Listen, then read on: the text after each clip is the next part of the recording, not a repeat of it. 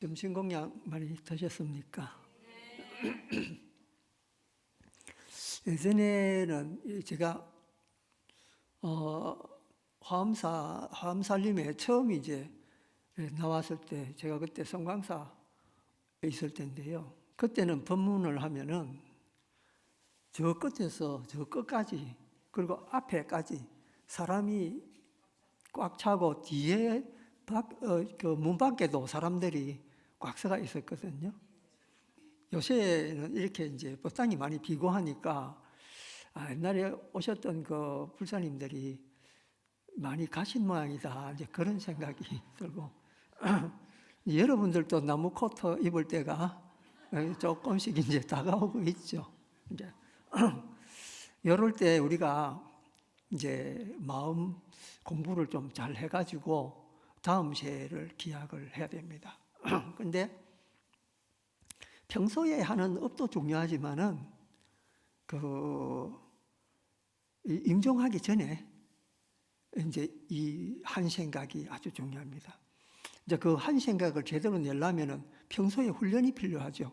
부처님께서는 그걸 뭘로 이제 이 생에서 저 생으로 옮겨갈 때 어떻게 옮겨가는가에 대한 말씀을 하신 부분이 있습니다.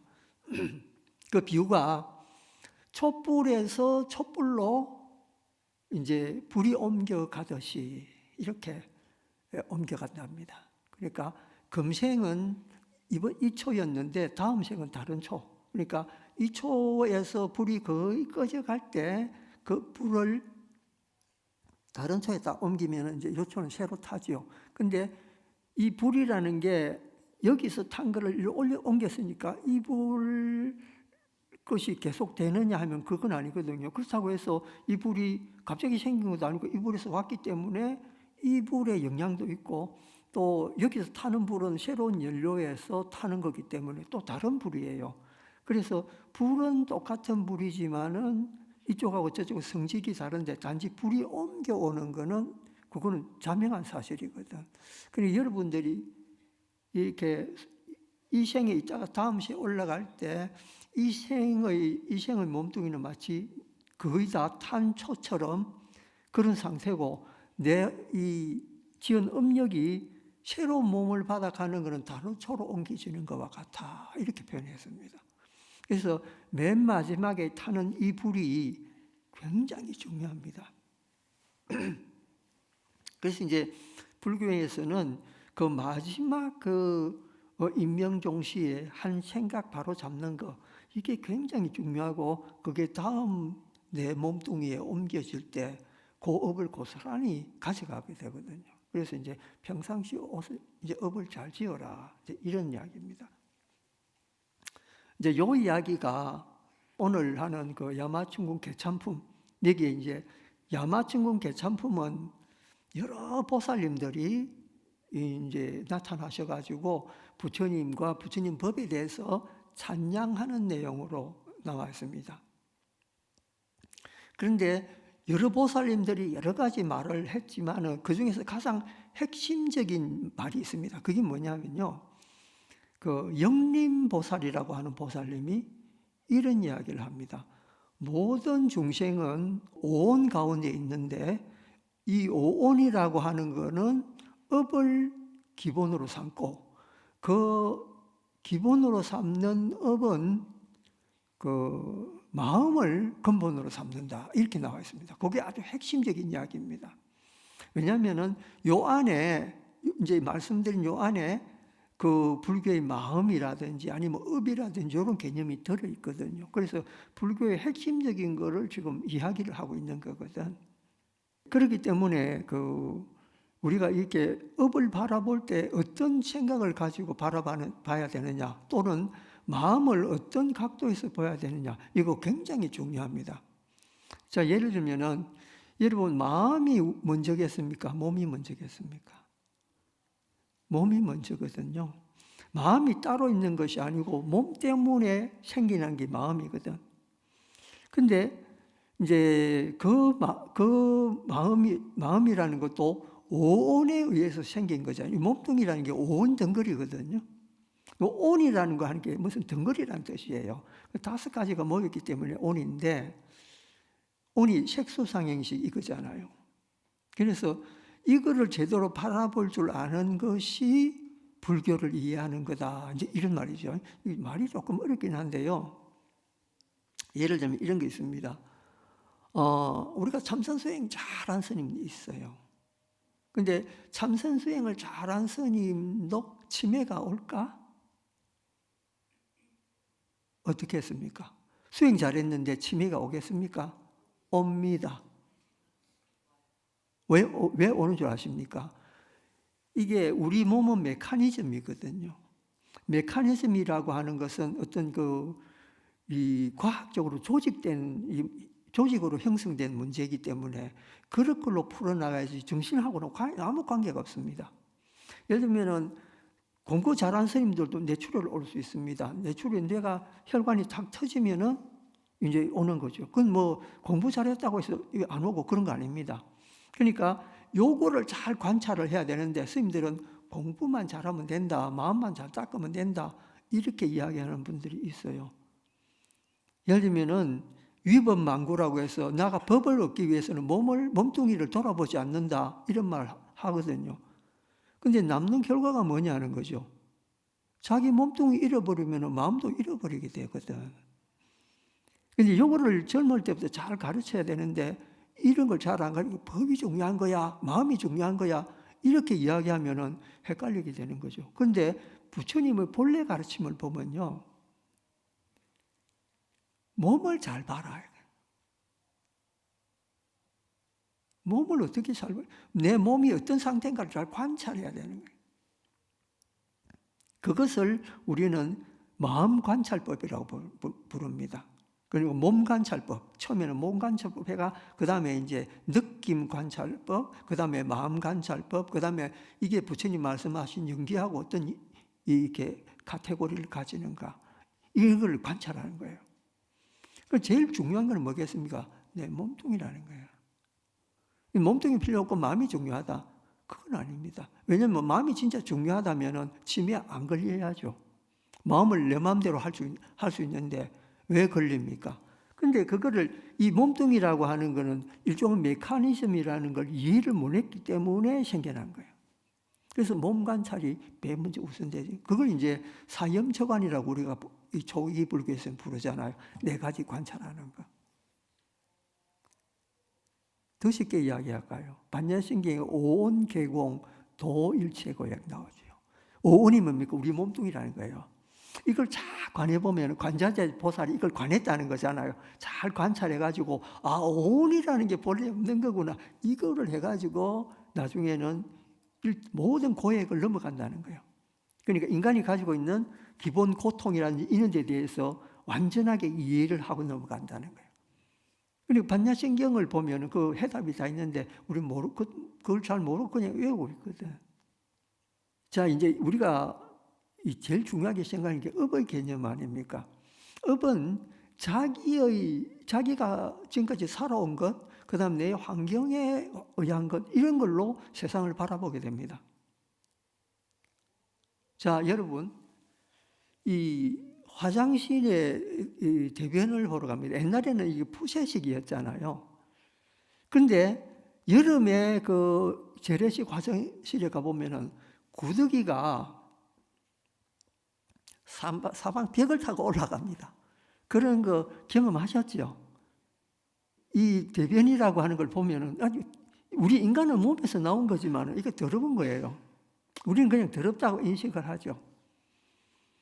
그러니까 인간의 생각으로 그게 더러운 거죠. 그런데 이 구더기의 입장에서 생각해 봐요. 너무나 좋은 것이야. 천국이죠. 그러니까 입장 차이가 다르다는 거예요. 구더기의 입장에서 보면은 너무나 좋은 데고, 인간의 입장에서 보면은 너무나 더러운 데고. 그래서 바라보는 관점이 다르구나. 우리가 이걸 알게 돼요. 우리가 구더기 입장에서 보면은 그건 정말 깨끗하고 더럽고를 떠나가 그냥 좋은 곳이거든요. 그리고 우리가 사는 것은 비록 깨끗하다 하지만은 과학자들 눈으로 보면은요, 사람이 사는 게 아주 더러워요. 왜냐하면은 우리 세포 속에 밖에서 살고 있는 박테리아 이런 게 얼마나 많은지 모릅니다.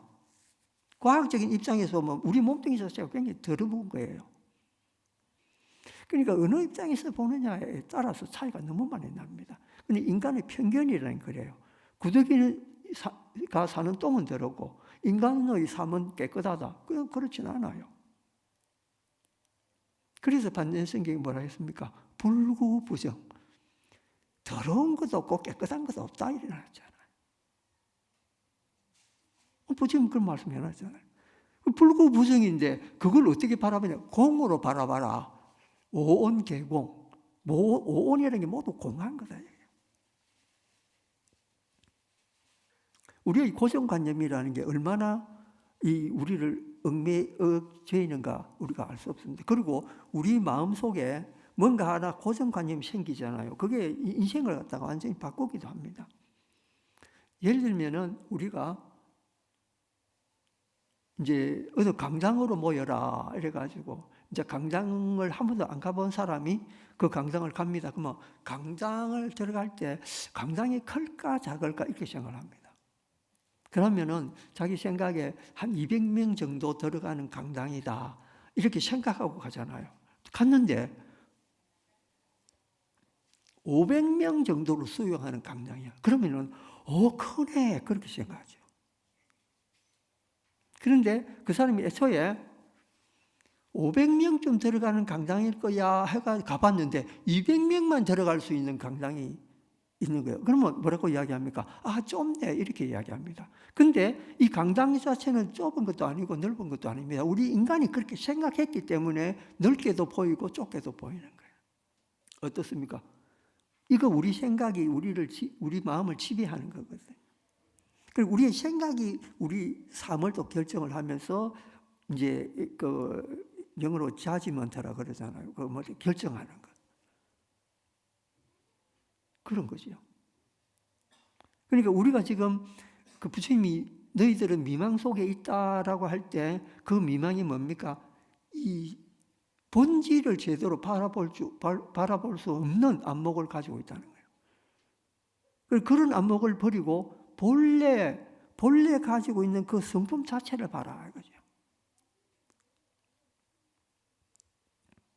그리고 법상종에서 이런 말을 합니다.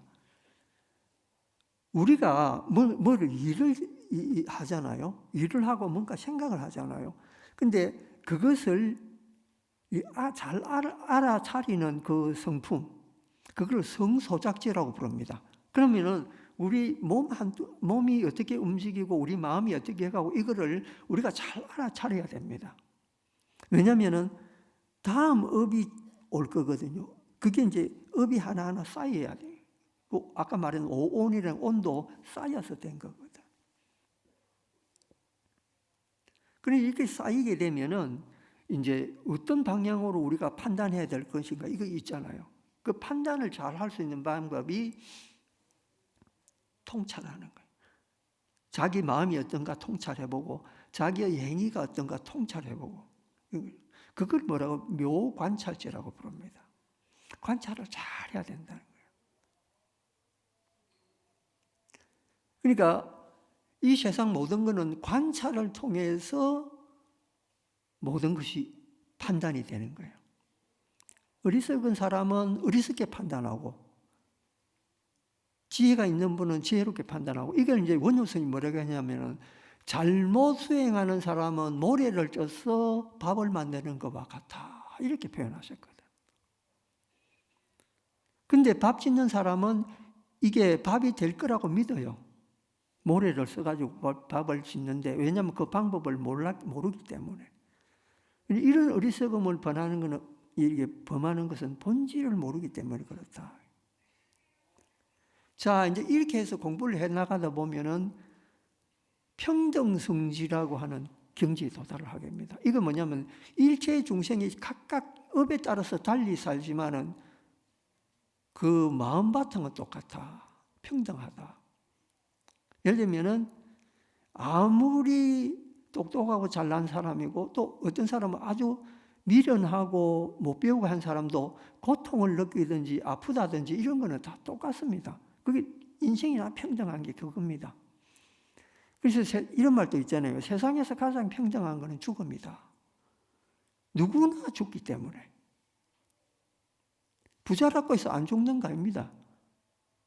그 젊은 사람들 피 뽑아가지고 하루에 한 번씩 피 흘렀다는 그 김일성도 죽었잖아요. 그 죽으면 어쩔 수가 없습니다. 그거는 평등한 거거든.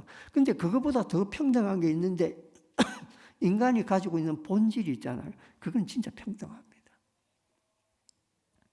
그게 뭐냐면요. 이렇게 미물의 짐승을 이렇게 약간 건드리면 꿈틀하잖아요. 그것도 그거와 인간의 마음이 동일하다. 이게 평등하다는 거예요. 우리는 사람이라고 이렇게 목에 힘을 주고 난 인간이야. 동물하고 달라. 근데 본성은 뭐냐면 인간이나 짐승이나 똑같습니다. 이거를 평등성질이라고 부르거든요. 이제 그걸 활짝 넘어서 가지고 전체를 조망하면서 통찰하는 거, 이거를 대원경지, 큰 둥근 원만하다는 거예요. 근데 사실은 우리가 이론적으로는 이런데 우리 실제적인 삶의 모습은 어떠냐는 거예요. 4번 3이라고 하는 것은 업에 끄달릴 수밖에 없다. 그러니까 업을 만드는 요인은 뭐냐면 욕망이거든요. 서양 말에 이런 게 있습니다. All saints want their own church. 이런 말이 있습니다. 이게 무슨 말이냐면요. 어떠한 성인이라도 자기만의 교회를 원한다. 그러니까 나 교회 없이 난 독자적으로 성인 노릇할 거야. 이건 없다는 거예요. 내 교회가 있어야 된다는 거예요. 그러니까 성인 반열에 올라간 사람도 자기 교회를 원하는데 기타 다른 사람들이야 말해서 뭐 하겠습니까? 그러니까 욕망이라고 하는 것은 성인도 버릴 수 없는 게 그 욕망이거든. 근데 그 욕망이라는 게 깊어지면 쌓이고 쌓이면 그게 업이 되는 거예요. 근데 여기서 선업이냐 악업이냐 이 차이가 또 나오죠. 옛날에 그 밀양이라고 하는 영화가 있습니다. 여러분 보신 분도 있겠습니다만 그 아주 연기를 잘하는 그 전도연인가 하는 그 배우가 그 나와가 주인공으로 나온 거예요. 근데 아들이 어떤 사람에 의해서 죽었는데 그 죽인 그 범인이 감옥에 갇혔습니다. 그래서 한 번은 극 중에 이 주인공인 전도연이가 그 면회를 갔습니다. 그래서 이제 전도연은 사과를 받으려고 갔는데 사과를 하지 않아요. 그 범인이. 그리고 뭐라고 이야기하냐면 내 죄는 하나님이 이미 사해줬다. 하나님이 없애줬기 때문에 나는 네한테 사과할 필요가 없다. 난 죄 없다 이제. 이런 이야기합니다. 그러니까 전도연에서 가슴을 치면서 그런 말 합니다. 나는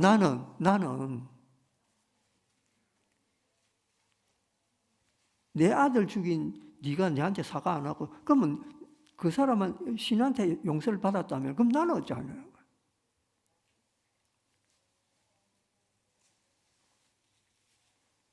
그러니까 이게 본질이라고 하는 게요. 어떤 종교를 믿는다고 해서 그 본질을 다 아는 건 아닙니다. 자기 스스로가 자기를 성찰해서 본질을 이해를 해야 됩니다. 인간의 본질이 뭡니까? 욕망입니다.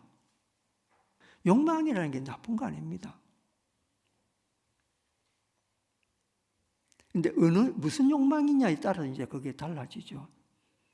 예를 들면은 내가 인류를 위해서 뭘 하겠다. 이런 것은 좋은 욕망일 수 있습니다. 그런데 이기적이거나 남을 무시하는 그런 욕망 같으면 그건 또 자기를 파괴하는 욕망이 되거든요. 그러니까 여러분들은 자기를 살필 때 무슨 욕망이 내한테 있는가? 이걸 좀 봐야 됩니다. 그러니까 늘 이것도 욕망이다. 내가 죄업을 이렇게 짓는구나. 이렇게 생각하면 그거는 안 됩니다. 왜냐하면 자기가 자기를 학대하는 일이거든요. 불교에서 가장 위험하게 생각하는 게 통찰을 가지고 그러한 그 나쁜 악업을 바라보는 건데 그 악업이 내는 원래 할 수 없어. 난 원래 이렇게 생기 먹은 거야. 이렇게 생각하는 게 나쁘다고 이야기하는 거예요. 그러니까 얼마든지 선한 쪽으로 자기 생각을 털 수가 있는 게 그게 인간이거든요. 자, 이제 인류에 있어서 사과 세계가 인류를 변화를 시켰다. 이렇게 나옵니다. 그 첫째 사과가 뭐냐면요. 그 아담과 이브의 사과입니다. 그 이제 성경에 의하면은 독사가 사과를 보고 그 사과를 이브한테 따먹어라 이렇게 이야기를 합니다. 근데 그거는 그 하나님이 먹지 말라는 거거든. 근데 호기심에 뱀이 자꾸 이제 먹으라 하니까 하나 따먹습니다. 따먹고 그 먹은 사과를 그 자기 남자친구인 아담한테도 줍니다. 그래 아담이 먹고 하고 정신을 차리게 됩니다. 그 정신 차린 게 뭘까요? 처음에 느낀 게 부끄러움이었습니다. 남녀가 옷을 다 벗고 있으니까 이거 부끄러운 거구나. 왜냐하면 사과 먹기 전에는 그게 부끄러운가 뭔가 몰랐다는 거죠. 그러니까 구분이 안 되고 신이 정해준 그 영역에만 살면은 목숨은 안전하게 보장이 된다는 거예요. 그리고 그 속에서 그냥 네가 생각할 필요도 없고 네가 뭘 할 필요도 없고 그냥 사과만 따먹고 그냥 살아라 이거죠. 근데 사과를 따먹는 순간 지혜가 생겨버린 거야. 이건 아니지 이렇게. 그래서 신이 노해가지고 추방해버리잖아요.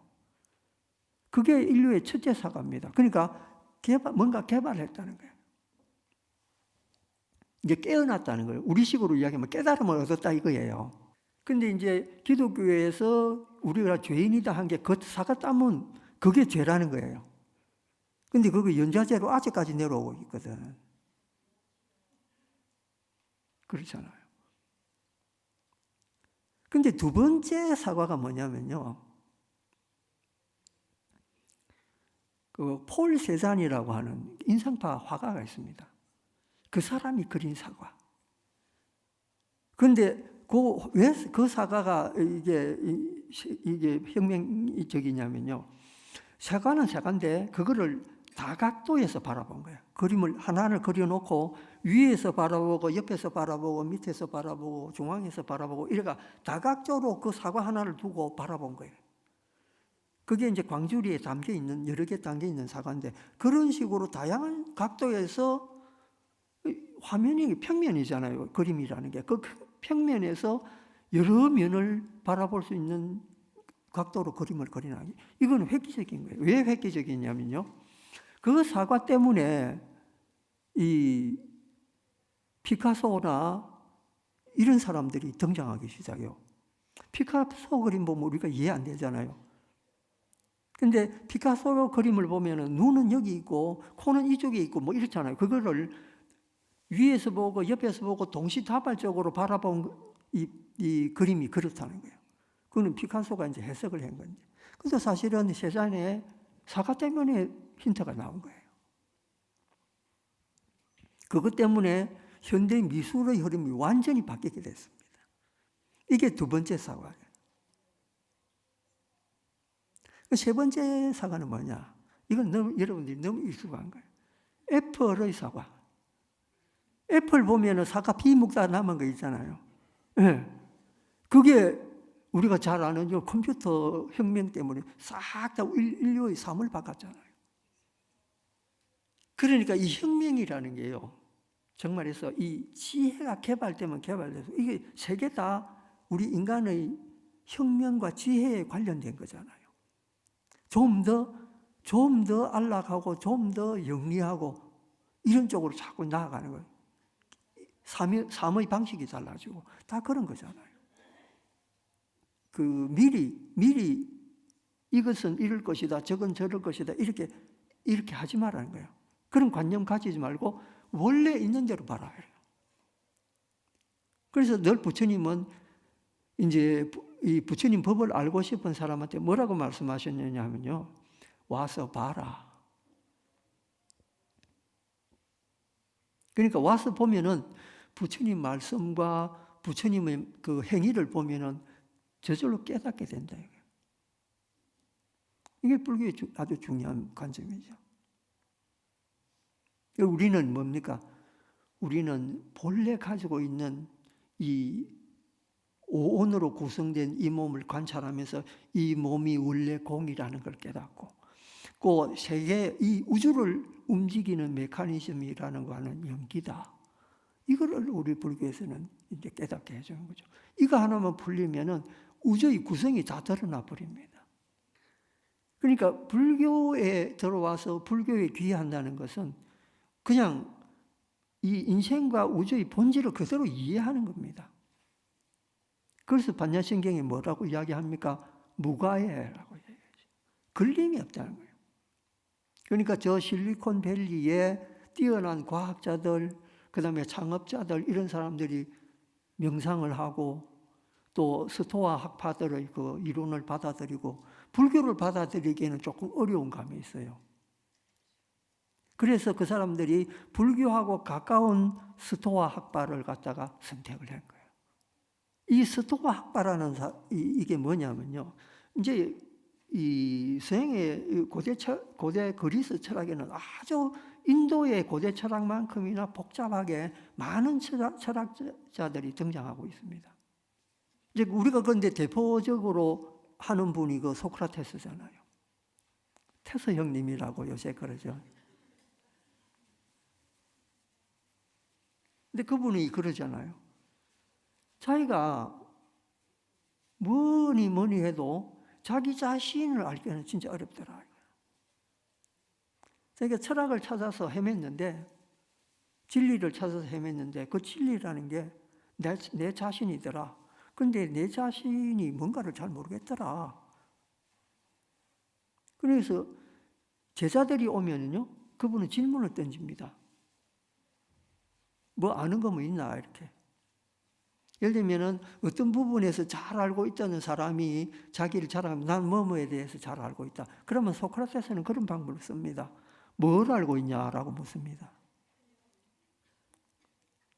그러면 자꾸 질문을 추궁해가 들어가면 결국은 자기가 안다는 것이 원래 아는 게 아니었구나라는 걸 깨닫게 되거든. 그게 소크라테스의 질문 방법입니다. 여기에 뭐와 같느냐면요. 옛날에 조사 스님들이 했던 방법하고 똑같습니다. 누가 와서 물었습니다. 스님, 죽은 뒤에는 어떤 세계가 펼쳐집니까? 죽으면 어디로 갑니까? 이거 여러분도 궁금하죠? 불교에서도 여러 가지 가르침이 죽으면 육도 윤회한다더라, 뭐 한다더라, 극락도 간다더라, 뭐 도솔천에 난다더라, 온갖 이야기 다 합니다. 근데 여러분 봤습니까? 누가 죽었다 갔다 와가지고 이야기해 줍니까? 경에 써가 있는 거잖아요. 근데 옛날에 있은 사건은 지금도 일어나야 됩니다. 옛날에 홍수가 났으면 지금도 홍수가 나는 거고, 해일이 있으면 지금도 해일이 나는 거고 그렇습니다. 옛날이나 지금이나 지구가 하는 모습은 똑같고 인간의 마음은 똑같거든요. 사는 거 똑같습니다. 좀 발달돼서 뿐이지. 본질은 같다는 거예요. 그러면은 죽어가지고 사후에 그거 누가 봤나 하는 거예요. 그죠? 본 사람 아무도 없습니다. 그리고 이제 그 궁금증 누구나 가지거든. 그리고 스님한테 가서 물었습니다. 스님, 죽은 뒤에 어찌 되냐? 근데 그 스님 대답이 뭔 줄 아십니까? 죽은 사람한테 물어보시오. 그보다 더 명확한 대답이 있습니까? 나는 안 죽어봐서 모르겠다는 거예요. 이게 진실이에요. 단지 우리가 죽어서 알 수 없는 그 세계를 대비하기 위해서 뭐가 있을지 모르니까 선한 삶을 가져야 된다 이거예요. 이게 원래 본질입니다. 그런데 자, 제가 또 곁들여서 이야기 한번 해볼까요? 인간이 욕망이 끊어져서 가는 세계가 극락 같은 좋은 세계입니다. 극락에 가면은 다 보처보살이 돼요. 극락에 태어난 사람은. 보처보살이 어떤 사람들이냐면요.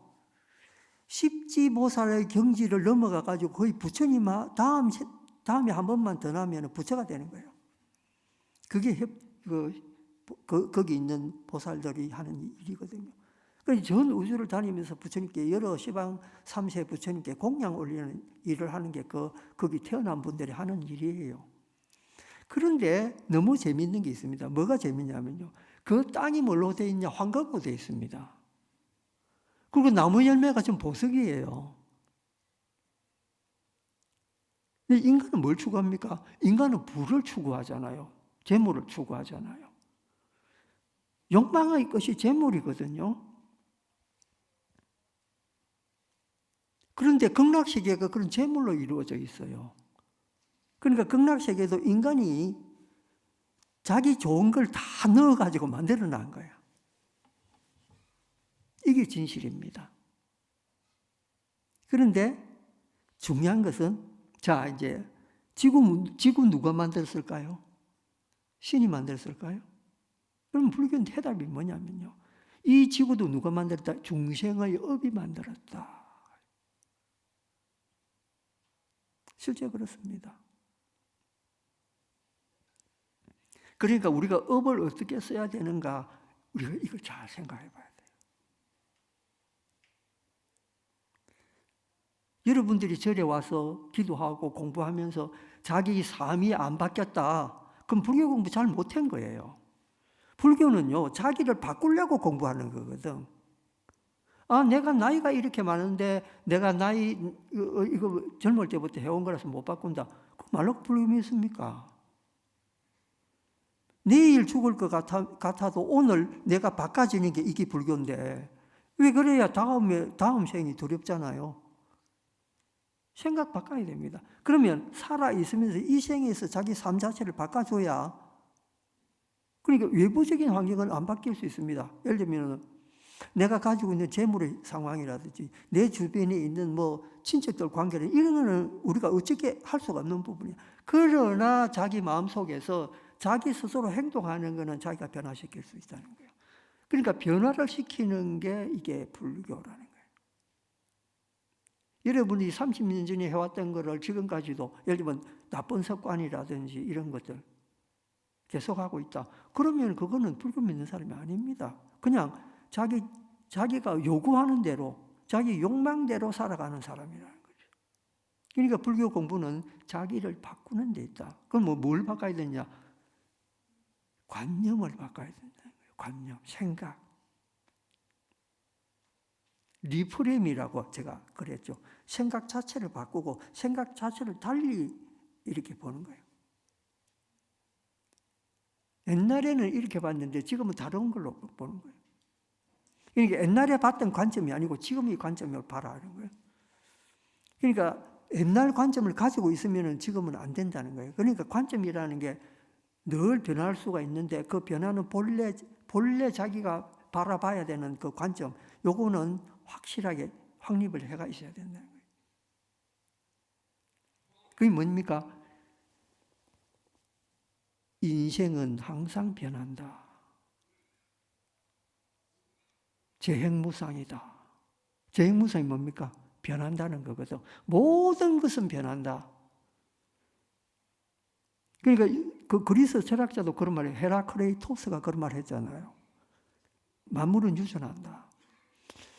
흐르는 강물에 발을 담글 때 같은 물에 발을 담글 수는 없다. 왜냐하면 물은 자꾸 흘러가니까. 인생이란 그와 같다는 거예요. 그런 관점 가져야 되는 거예요. 어제를 본 그 사람을 오늘 다른 눈으로 볼 수 있어야 그만큼 마음이 열려야 이게 이제 제대로 보는 거예요. 옛날 그 중국에서도 고사에 괄목상대라는 말이 있잖아요. 괄목상대가 뭡니까? 선비를 3일 안 만나면 그 눈을 씻고 그 사람 다시 봐야 된다. 왜냐하면 3일 안에 그 사람이 달라질 수가 있다는 거예요. 수행해가지고 어느 날 깨달음 얻었다. 그 깨달음 얻은 사람 하루 아침에 깨달을 수 있거든. 그러면 어제 본 그 스님하고 오늘 본 그 스님이 다른 사람이에요. 여러분도 마찬가지입니다. 여러분 마음을 어떻게 변화시켰냐에 따라서 어제의 오늘이 오늘을 오늘하고 다를 수가 있습니다. 근데 스토아 학파는요, 그 학파가 굉장히 오랫동안 인류한테 영향을 줍니다. 근데 그 학파를 연구하는 철학자들이 황제도 있었고 노예도 있었습니다. 그러니까 어떤 철학을 하기 위해서는 일정한 정도 교육 수준이 필요하고 또 어느 정도 집안 출신이 필요한데 이 스토아 학파는 황제부터 노예까지 다 안에 들어가 있습니다. 여기서 주장하는 그들의 이 생각은 뭐냐면요. 불가항력적인 것, 내가 어찌해 볼 수 없는 것, 이거는 그냥 신경 쓰지 말고 내 의지를, 내 마음을 굳게 지키자. 이게 첫째 그 사람들 항목이에요. 내 마음을 변하지 않고 튼튼하게 지키는 것. 근데 우리는 사람은 항상 비교 우위를 통해 가지고 행복을 느끼기도 하고 불행을 느끼기도 합니다. 특히 요즘은 옛날보다 더 합니다. 옛날에는 다들 가난했기 때문에 그 누구 집에 있는 숟가락도 다 알았고 그리고 그 사람이 내나 거의 비슷하게 못 살았기 때문에 질투를 안 합니다. 그걸 하는데 또 이런 묘한 심리도 있습니다. 내하고 같이 학교에서 같이 다니다가 이제 같이 시집을 갔어요. 이제 시집을 이 친구도 가고 나도 갔는데 보니까 제가 조금 못 살아. 옛날에 학교 다닐 때는 내보다 공부 조금 더 잘했는데 조금 못 살아. 그러면 상대적으로 우위감이 느껴지기. 남의 불행을 딛고 자기의 행복을 쟁취하는 게 이게 사람이거든요. 남이 조금 못해야 기분 좋아지는 거.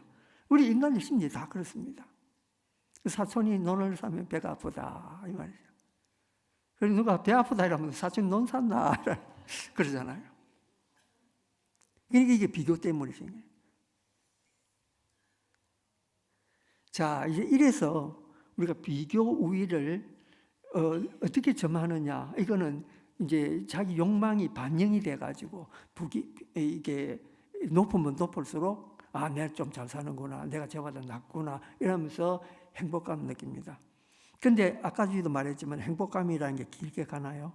굉장히 짧습니다. 순간적인 거거든. 우리 불교 믿는 사람 이걸 잘 알아야 됩니다. 그러니까 뭘 어떻게 하든지 간에 거기에 연연하지 말고 상황이 어떤지 그 관심 가지지 말고 내면으로 자기를 살펴라는 거죠. 그럴 때 어떻게 합니까? 생각 정리, 그 다음에 절제하는 삶, 이게 있어야 돼요. 생각을 어떻게 정리합니까? 모든 것은 변한다. 너도 결국은 죽음이라고 하는 관문에 들어갈 것이다. 별거 없다는 거예요. 그리고 저 사람이 나한테 저 사람이 얼마나 잘 사는가 내가 왜 궁금합니까? 나는 내가 행복하면 되는 거지. 내가 좋으면 되는 거지. 그러니까 샤넬백 들었다고 해서 그 사람이 행복한 건 아니라는 거죠. 내가 배로 만드는 그 2만 원짜리 이 백을 들어도 내만 행복하면 되는 거예요. 남 눈치 볼 거 없습니다. 그러니까 절에 오면 좋다는 게 뭐냐면은 법복 아무나 입고 다니는 옷이잖아요. 이게 저 사람 부자인가 안 부자인가 이게 모릅니다. 다 똑같이 옷 입거든. 그러니까는 이 스토아 학파에서 이야기하는 게 부처님 말씀하신 거하고 똑같다는 거죠. 이제 우리 힘으로 어쩔 수 없는 것은 자기가 의지를 굳게 세워서 자기 내면을 바라보고 그 다음에 덕을 베푸는 것. 덕은 타인에 대한 관용, 그 다음에 자기에 대한 절제, 뭐 이런 것들이죠. 그러면은 자기가 걸어가는 삶이 떼떼하고 바를 수밖에 없습니다.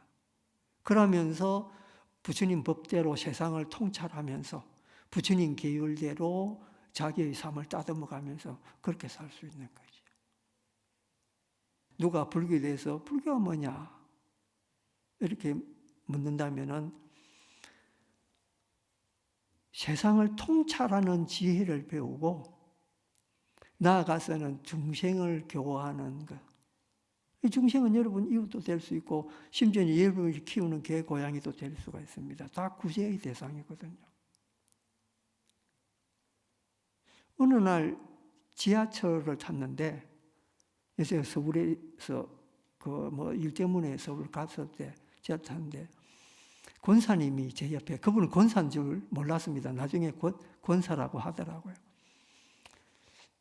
예수 믿으시지요?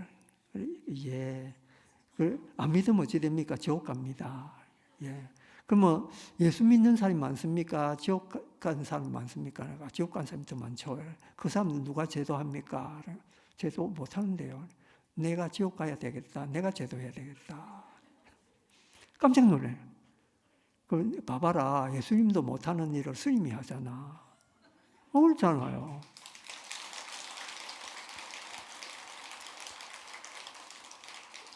이게 불교입니다. 자타일시 성불도. 나와, 내뿐만 아니고 나와 남이 함께 불도를 이루는 것. 이게 불교거든요. 그러면 어떻게 되겠습니까? 정법, 바로 된 법을 바르게 보고. 그러니까 팔정도 가운데 처음에 나오는 게 정견이잖아요. 제대로 된 견해를 가져라. 그거잖아요. 그럼 제대로 된 견해를 가르쳐주는 종교는 뭡니까? 불교다.